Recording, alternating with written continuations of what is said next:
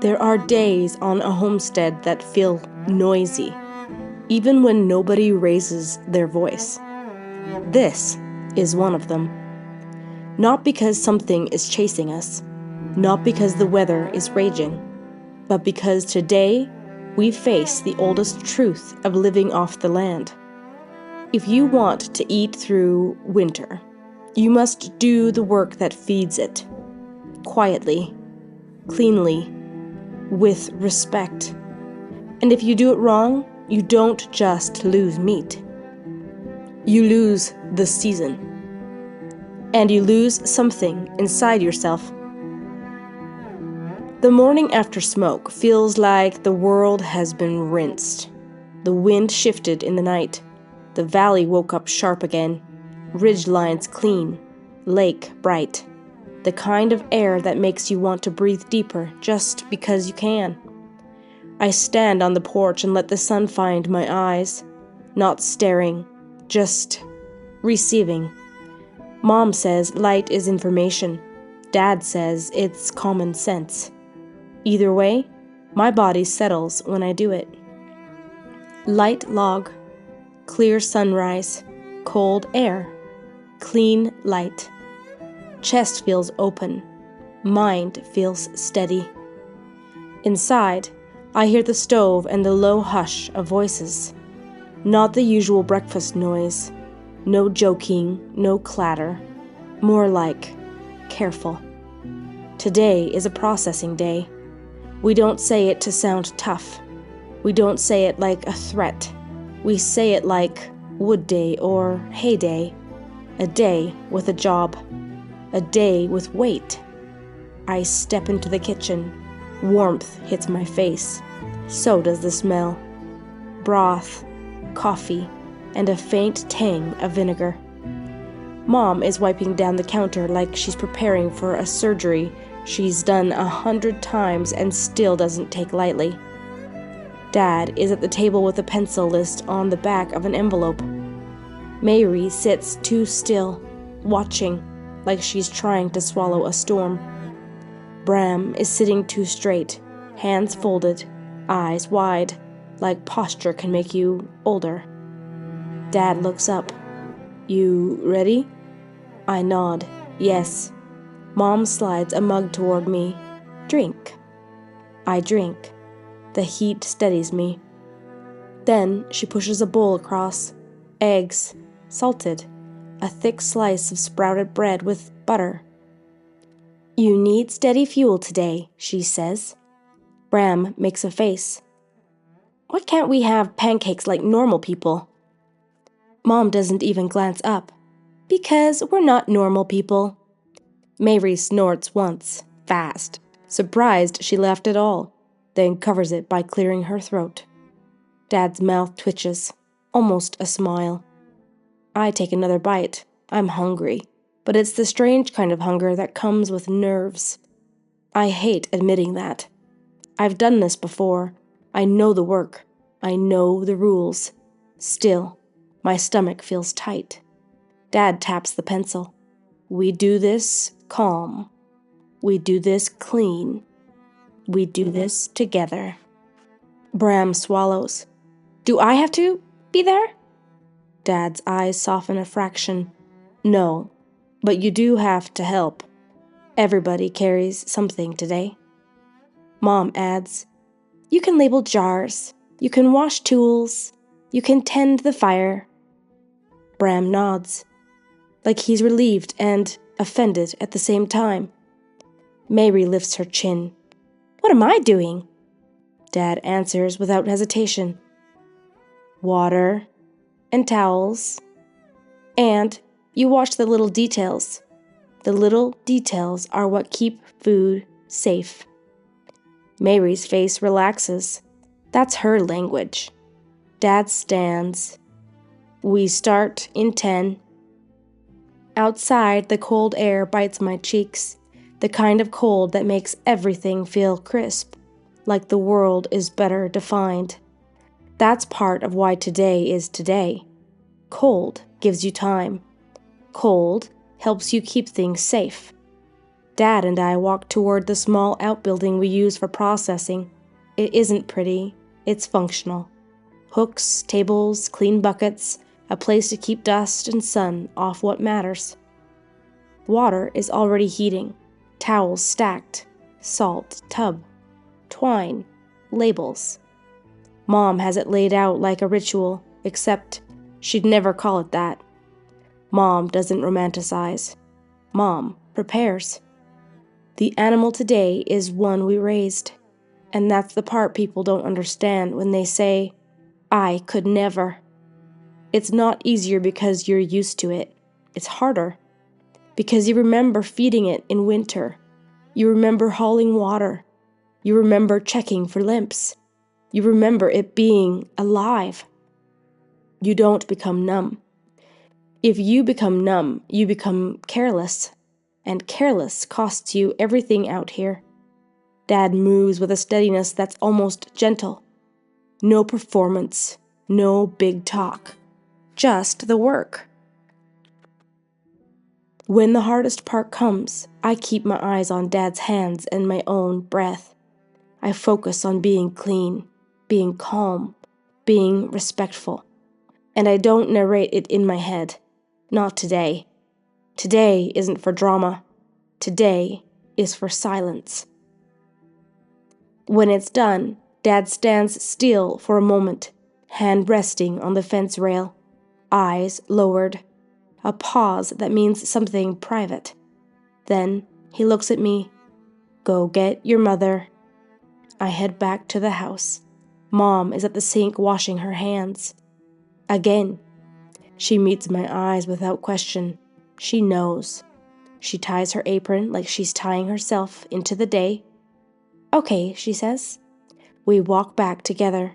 She brings something with her that isn't a tool. A steadiness. Mary and Bram follow a few steps behind, quieter than usual. Bram stops at the doorway of the outbuilding. His face goes pale. Mom doesn't rush him. She just stands beside him like a wall he can lean on without being embarrassed. You can step back, she says softly. Bram shakes his head too fast. I'm okay. Mom nods. Then look at me when you need to. That, right there, that's family. The practical work begins. I won't describe the graphic parts. They don't belong to entertainment. They belong to respect. But I will tell you what matters. It's real work. It requires attention. It requires cleanliness. It requires patience. And it shows you exactly what your family is made of. Mary becomes a machine of usefulness. Fresh water, clean towels, careful eyes. She watches the way Mom taught her to watch. Not squeamish, not detached, present. Bram finds his place in the safe tasks. He carries jars, he labels, he scrubs, he tends to the stove like it's a sacred job, feeding wood into flame and watching the heat like Dad watches weather.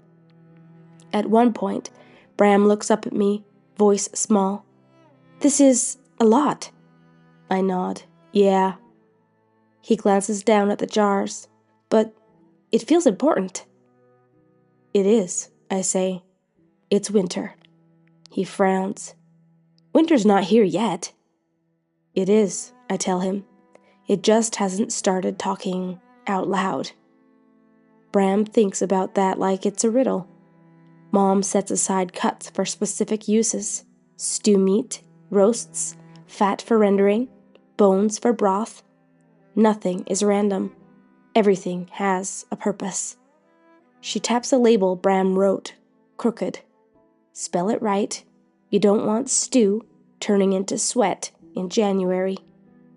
Bram's cheeks flush. I'm trying. Mom's voice softens. I know. That's why I'm telling you. Later, Mom sets a big pot on the stove and fills it with bones, adding a splash of vinegar and a pinch of salt. Bram watches. Why vinegar? Mom answers in her calm, practical way. It helps pull minerals out. Bram blinks. Like science? Mom looks at him. Yes, like science. Mary says, deadpan, Mom is always science. Dad lets out a short laugh. It's quick, but it's real, and it loosens something in the room. The afternoon gets quieter. We wrap, we cool, we organize. We set aside salt cure. We prepare fats for rendering. Dad checks the smokehouse and shakes his head. Not today. Tomorrow, maybe. Depends on air and temperature. Mary asks, Why do we salt some things and freeze others? Dad answers, Because freezers can fail. Salt doesn't care about power. Mom adds, And because different methods create different food. Different digestion, different storage. Mary nods like she's building a map in her mind. Then Dad brings out a small tin box and sets it on the table. Inside are handwritten cards, my great-grandmother's. Recipes isn't the right word. They're survival notes. Curing ratios, timing, weather warnings, a scribble that says, Don't rush this just because you're tired. Dad runs his finger over the writing like he's touching a doorway. People think our grandparents were primitive, he says. They weren't. They were precise. Mom nods. They observed. They adapted. Bram touches the edge of a card. This is old. Dad looks at him. And still useful. Bram's eyes lift. So when you say waste nothing, it's not just a saying? Dad's voice lowers. No, it's a rule.